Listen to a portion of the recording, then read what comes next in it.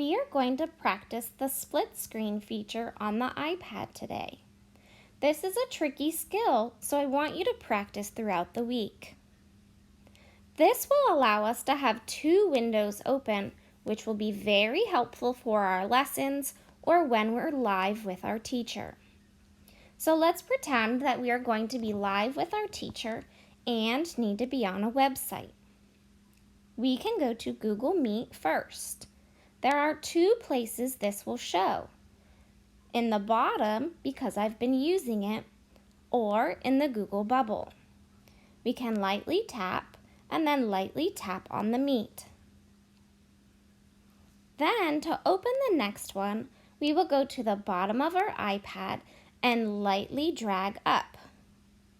You don't want to flick up or go too hard because then it closes out the screen.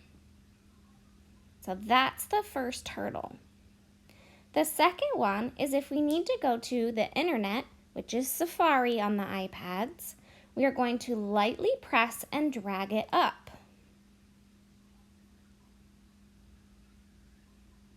So you can see it becomes this rectangle. I can drag it to the left or the right, but I write with my right hand, so I'm going to put it on the right side of my screen. You can see here an example of what we might go to on the internet. We can use this bar in the middle to make one screen bigger or smaller. So maybe when it's time to write, I can make my teacher a little bit smaller and be able to write on the right side. If I need to listen to my teacher and not write, I can move it over and see more of my teacher. If we're all done with the internet, I can take this bar and swipe it all the way over to the right to make it disappear.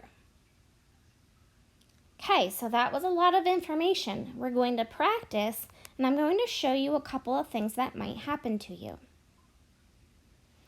So we can get into Google Meet, and if we swipe up from the bottom too hard, we can swipe the whole thing away.